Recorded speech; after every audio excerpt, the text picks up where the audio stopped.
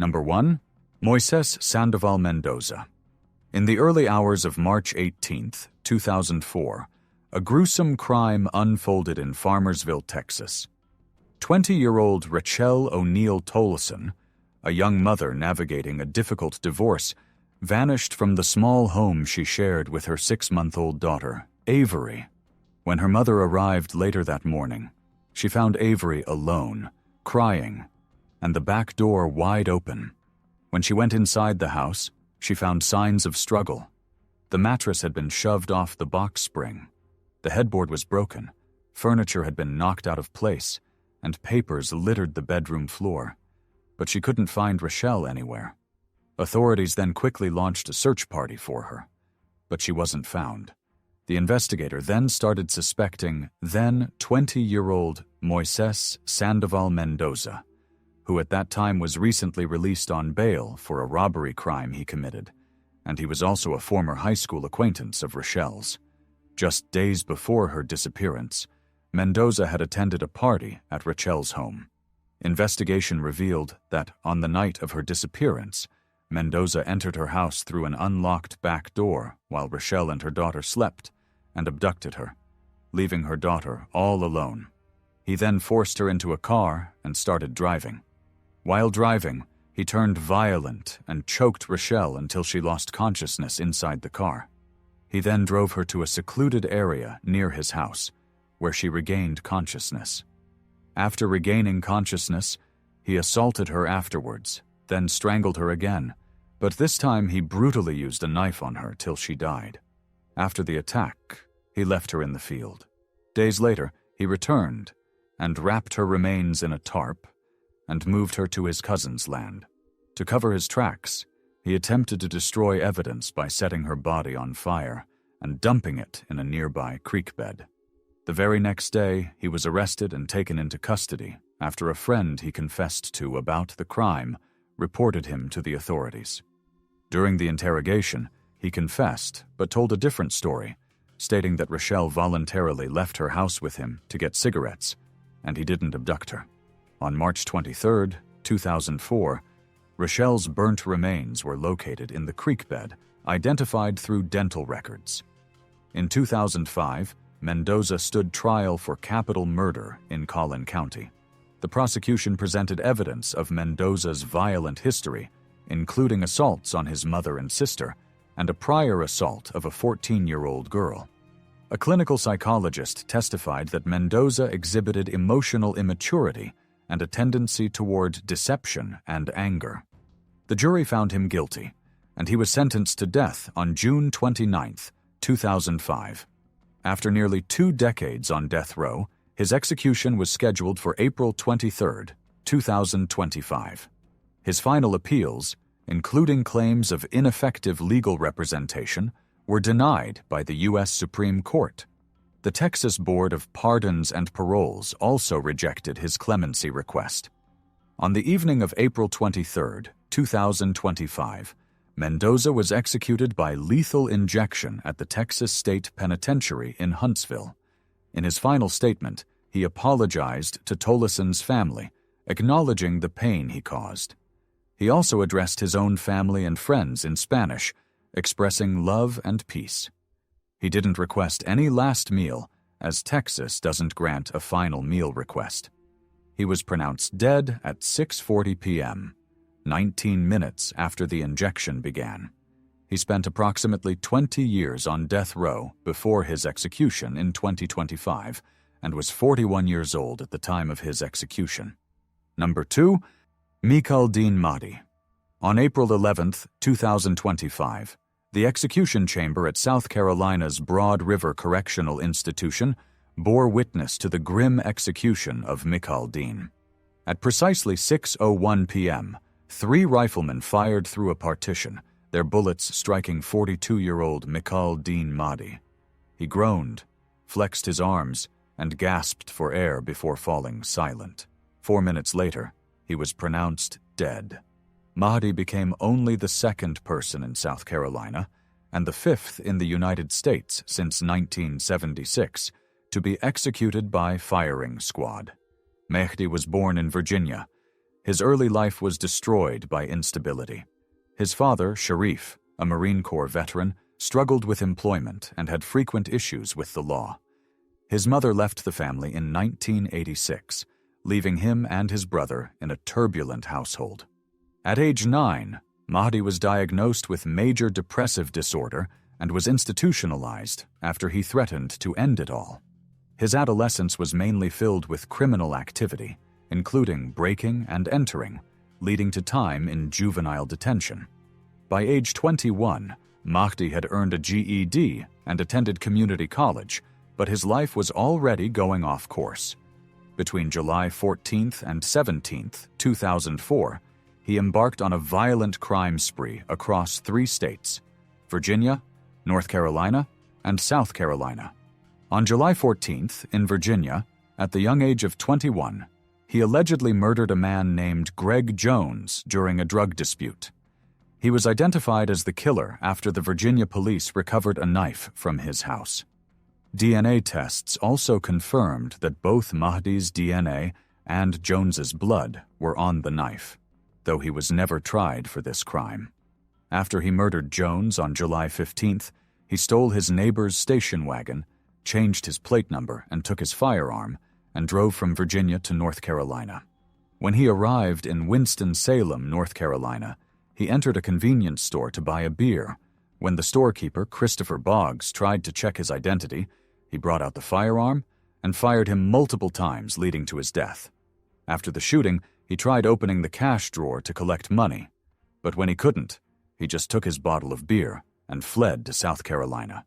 A few days later, on July 17th, after reaching South Carolina, he took a firearm and carjacked a driver named Corey Pitts and changed his car's plate number and traveled to Calhoun County, South Carolina. After driving for a while, he stopped at a gas station to refuel the car. After trying multiple times to pay with his card, but got rejected, the gas attendant suspected foul play and called the police. And immediately, Mahdi noticed the 911 call. He fled on foot and entered the local farm of 56-year-old Captain James Myers of the Orangeburg Department of Public Safety. The Myers family had all gone out for a birthday celebration. Mahdi observed the officer's large firearm collection. When he spotted James Myers, who had returned from the birthday celebration, he held him at gunpoint and shot him 9 times using a firearm from his collection. Officer Myers died from the firearm wounds. After the shooting, he poured diesel on the body and set it on fire and fled. He took Officer Myers' government-issued firearms and his police truck. Officer Myers' body was discovered when his wife got worried and returned home to check on him. She then discovered his body in the fire and tearfully alerted the police. Days later, Mahdi was apprehended in Florida while driving Myers' unmarked police truck. He surrendered after a brief foot chase. In December 2006, he pleaded guilty to the murder of James Myers in South Carolina. Judge Clifton Newman sentenced him to death, citing Mahdi's lack of remorse and the heinous nature of the crime. Additional sentences included 15 years for second-degree burglary and 10 years for grand larceny. In 2011, Mahdi was extradited to North Carolina, where he pleaded guilty to the murder of Christopher Boggs and received a life sentence without parole. He was then returned to South Carolina's death row. During his incarceration, Mahdi was involved in a 2009 attack on a prison guard alongside a fellow death row inmate, Quincy Allen. They used a knife on the officer multiple times in an escape attempt that ultimately failed. The guard survived but suffered lasting psychological trauma. Mahdi faced additional restrictions, but was not prosecuted further due to his existing death sentence. He chose the firing squad over the electric chair or lethal injection, a decision his attorney described as selecting the lesser of the 3 evils. He was on death row for over 18 years. Before he was executed, he requested a final meal of ribeye steak, medium, mushroom risotto, broccoli, collard greens, cheesecake, and sweet tea. And he refused to make a final statement. He was executed by a firing squad on April 11, 2025, in South Carolina. Number 3. Michael Anthony Tanzi. 49-year-old Janet Acosta was a beloved production supervisor at the Miami Herald. She was known for her commitment to her work and her family. On April 25, 2000, during her lunch break, she sat in her van reading a book when Michael Anthony Tanzi approached her. He was armed with a razor blade. He forced his way into her vehicle, brutally assaulted her, and drove her nearly 150 miles south to the Florida Keys. He used her ATM card to withdraw cash at multiple locations along the way. He bound and gagged her with rope and duct tape and ultimately strangled her in a remote area off Blimp Road on Cudjoe Key. After the murder, he disposed of her body in a secluded mangrove area and fled to Key West. His freedom was short-lived. On April 27, 2000, just 2 days after the murder, he was apprehended by the local authorities while trying to buy some new clothes.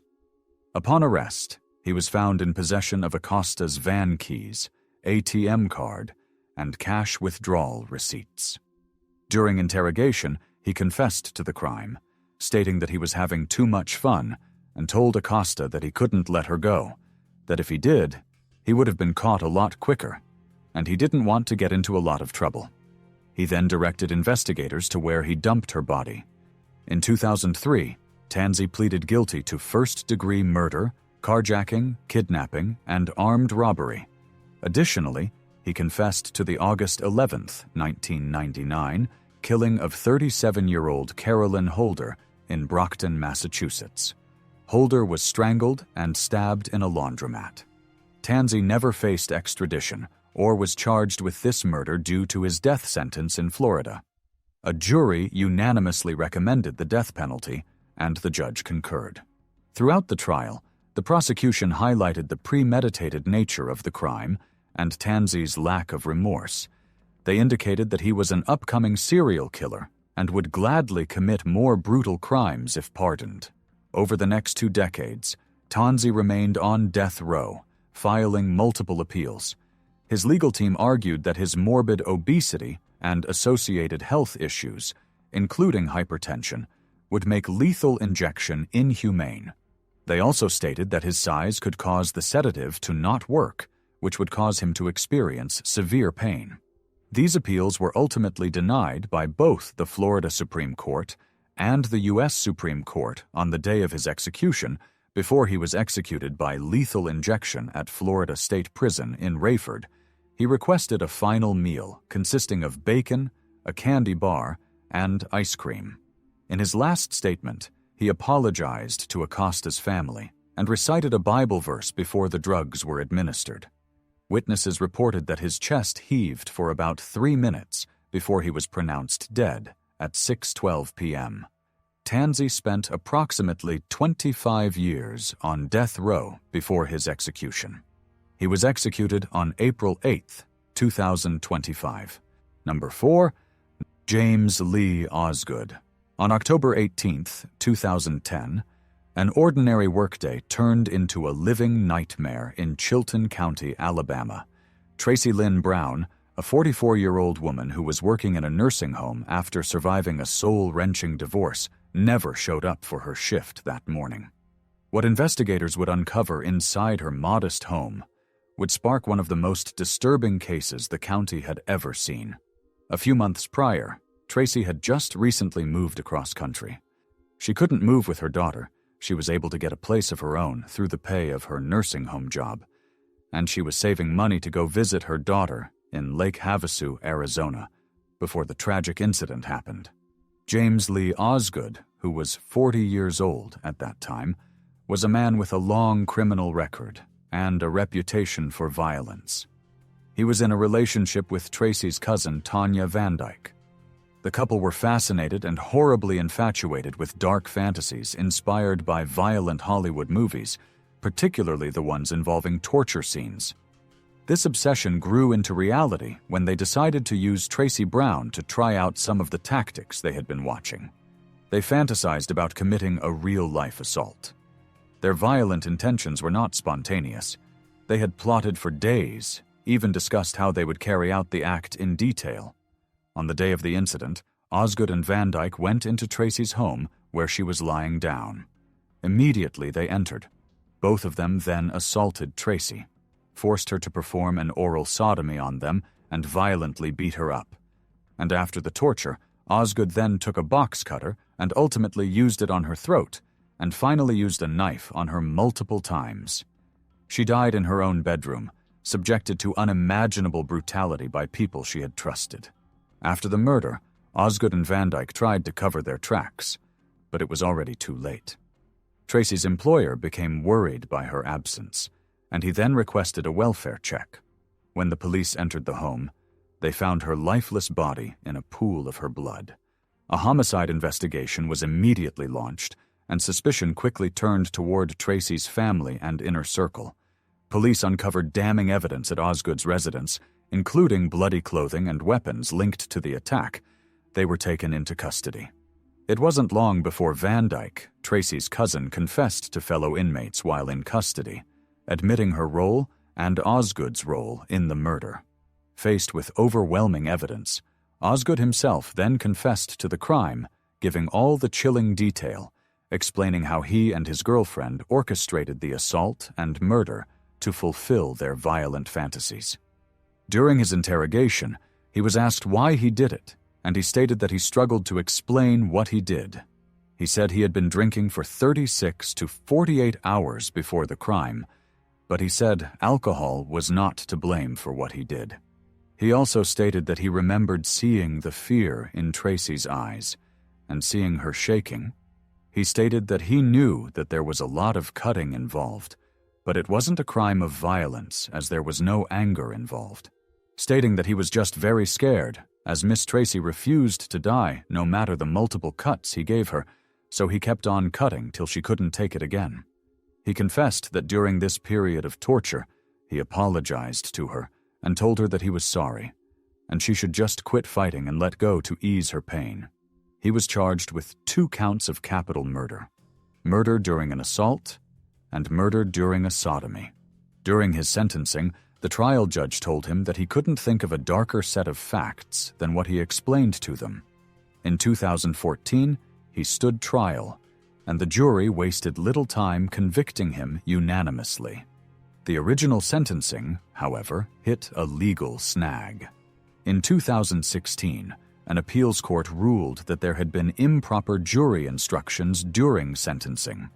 Osgood was granted a new sentencing phase in 2018. But shockingly, he waived his right to a jury and asked the judge to impose the death penalty. In 2018, the judge then sentenced him to death. For over 10 years, he lived on Alabama's death row at Holman Correctional Facility. Though initially filing appeals, by 2024, he gave up all further legal challenges, stating that he was tired and ready to face the consequences of his actions. During an interview, he stated that the reason he dropped his appeals was because he was guilty of the murder. He also told the Associated Press in a telephone interview from prison that he was a firm believer in an eye for an eye, a tooth for a tooth, stating that he took a life so his own life is forfeited and that he doesn't believe in sitting on death row and wasting everybody's time. He also stated that he wanted to explore being a bone marrow donor for his sister, but then she chose other treatments, and he figured the prison wouldn't allow him to donate anyway. He dropped his appeals and asked for an execution date, showing little emotion. He spent over 10 years on death row. Before his execution, he requested a final meal of fried chicken, mashed potatoes, and chocolate cake. It was a simple, almost childlike choice compared to the brutality of his crime. He was asked what he would say to young people. He said it would be, "Don't do anything to someone they wouldn't want done to themselves." Before he was set up for execution, he expressed remorse to the victim's family, stating, "I would like to say to the victim's family, I apologize. I'm not going to ask their forgiveness because I know they can't give it." He also requested that the anti-death penalty activists not use his name in protests, emphasizing his personal acceptance of the punishment. As he was strapped to the gurney on April 24, 2025, he made a brief final statement. Addressing the witnesses, he said, "I haven't said her name since that day. Tracy, I apologize. I'm sorry for what I did." He was pronounced dead by lethal injection at 6:35 p.m. He was 55 years old at the time of his death. Tanya Van Dyke, his accomplice and Brown's cousin, pleaded guilty to her role in the murder. In exchange for the district attorney removing the death penalty from consideration, she was sentenced to life without the possibility of parole. She will spend the rest of her life behind bars. Thank you for watching till the end. Do you think death row execution is the best way to control murder crimes in the world? Kindly leave a comment below.